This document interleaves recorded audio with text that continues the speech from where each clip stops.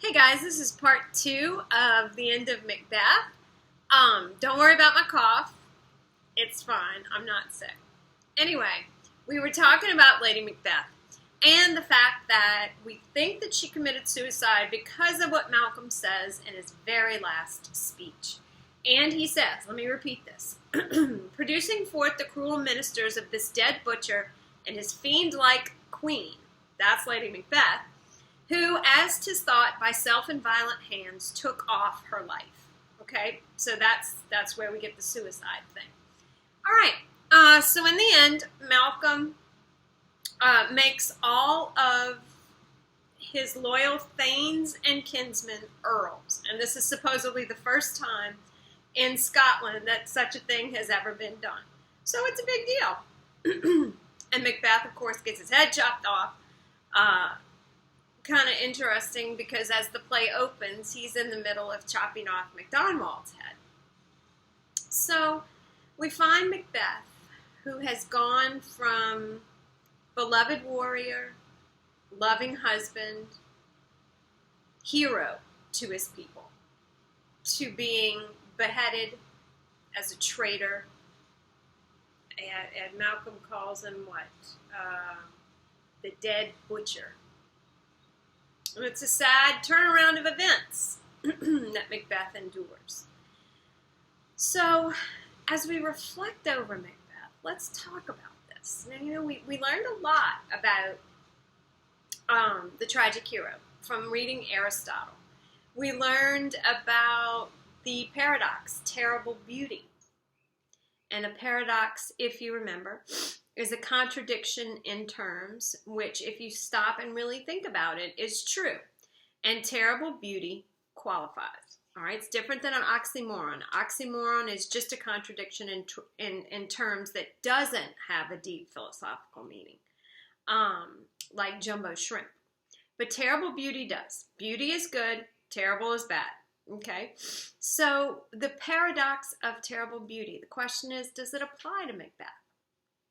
So, we learn from Aristotle that in order for terrible beauty to exist, we have to see our heroes suffer something awful, but suffer with dignity that is beautiful.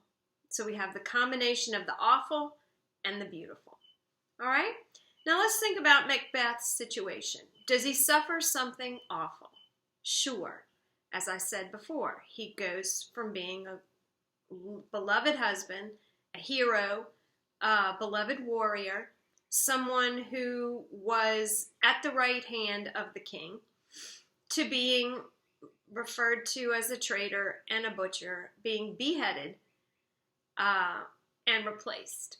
Lost his wife, lost every friend, killed most of them, but hey, lost them nonetheless. So the terrible is there.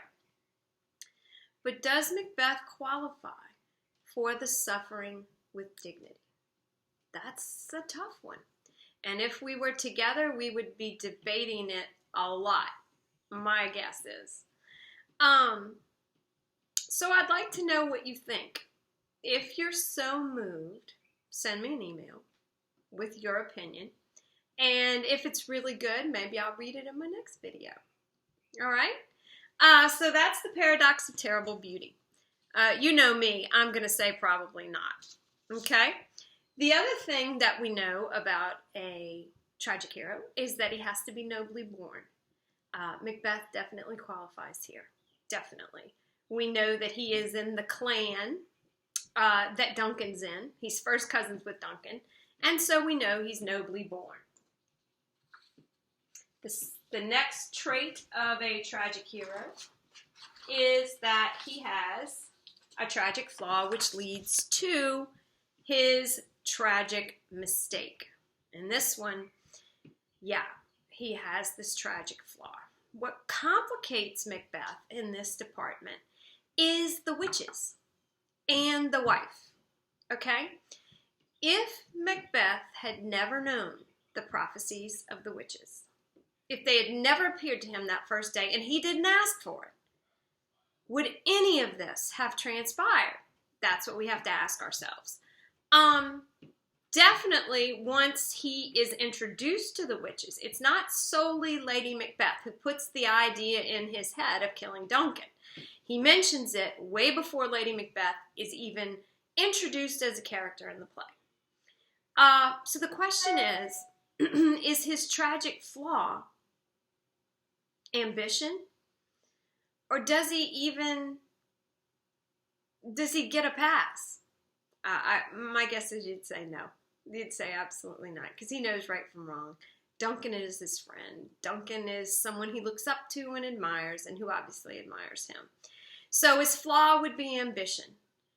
And we could only say that his mistake would be putting too much stock in what his wife and what the witches, and what his wife wants and what the witches have prophesied.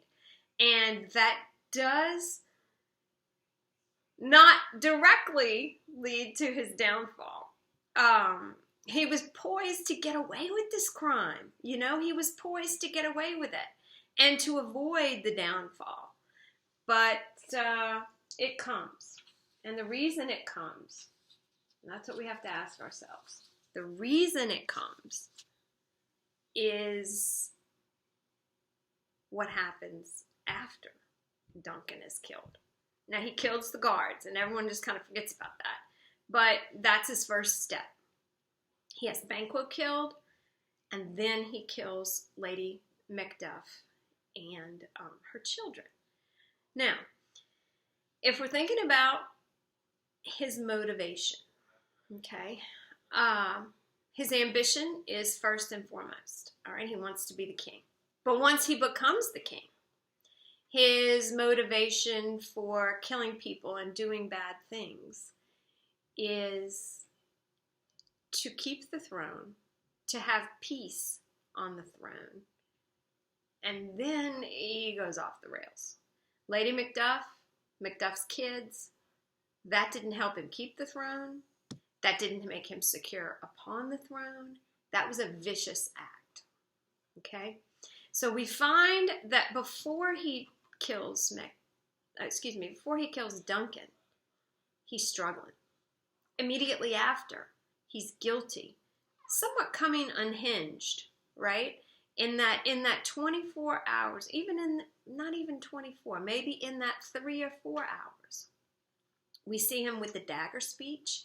We see him with the amen, that he couldn't say amen, that he hears a voice that says, Macbeth doth murder sleep, and we find him coming a little bit undone. I guess the height of his coming undone would be when the ghost of Banquo appears to him. So we've got this guy who goes from hero to murderer, and then from one kind of murderer to a completely different kind of murderer. If there could be said to be any sort of morality on that scale, he flies off the end of it with the murder of Lady Macduff and her children. So his downfall, we see, is complete. But it didn't have to be. If he had stopped with ambition, with his fault, being too ambitious, he may never have had the downfall. And so we have to ask ourselves, what does the downfall result from?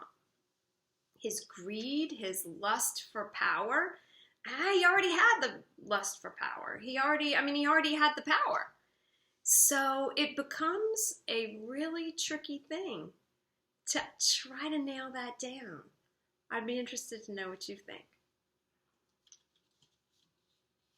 All right, so the next trait of a tragic hero, or the last, is that he accepts his fate and takes responsibility for his actions. We see him accepting his fate and resigning himself to the life he's created for himself, big time. Taking responsibility, he doesn't kill himself. He goes into the battle. And in that regard, we got to give him those points. So we can't take those away from him, I don't think.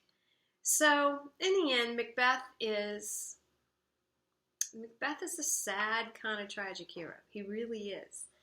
Because I think what he's missing is the idea that he could be redeemed. And if it wasn't for this one bad thing, and Aristotle also talks about that. He doesn't want a tragic hero who's bad, who gets good things, and he doesn't want a tragic hero who's bad, who loses things, because nobody cares about that. You got to have a good guy who is not perfect, who's like us, who has faults. And that inspires the pity and the fear. The pity because he has unmerited misfortune, and the fear because he's a guy like us. I don't know about Macbeth in that definition. That's a tough one, because Macbeth deserves everything he gets and more because of the disgusting and horrible things he's done. So there's that. All right, guys. The last thing I was gonna give you a big old test on Act 4 and 5, but that can't happen. But the last thing I wanted to talk to you about with Macbeth has to do with sort of the empty spaces. And I know we don't do a lot of creative writing, but I want you to think about these empty spaces that happen in Macbeth. Times that we don't know what's happening off stage. There's a gap where we don't see Lady Macbeth. And in that time, she goes from upset with him at the table with Banquo to crazy lady, sleepwalking. All right? There's a lot of dark time for Fleance. Okay? Fleance escapes in the scene where his father's murdered, and we never hear from him again. So there are these little gaps, these little times, these places where we don't know what happened. So I have a little idea about you doing a creative writing assignment. I'm going to post a paper, the instructions. I'll put them on Moodle, and I'll put them on JPAMS if I can figure that out. And I'm going to ask you to do a little piece of flash fiction. Now, when we do flash fiction, it's short. All right? So I'm talking 250, 300, tops, 350 words. I want you to take one of those little dead zones in the play, and I want you to write it in from one of those characters' points of view. Now, the two I mentioned just now were Lady Macbeth, in between the death of Banquo, or in that banquet, in between the banquet and when we see her in Act 5, when she's lost it. And there's Fleance. But there's some other holes, too. We don't know whatever happened with Lady Macbeth and Macbeth's child. She says that she's nursed a baby, and she knows what it is to love a baby. So we know there was a child, but we don't have any idea what happened with that child. And we also know that that child's not there because Macbeth's, talks about having a fruitless crown and a barren scepter and all that kind of stuff. So maybe you could investigate that a little bit. Maybe you could think about it. Think about what might have happened. When might it have happened? Anyway, so you might be able to think of other holes, little spaces where there's room for a flash fiction story.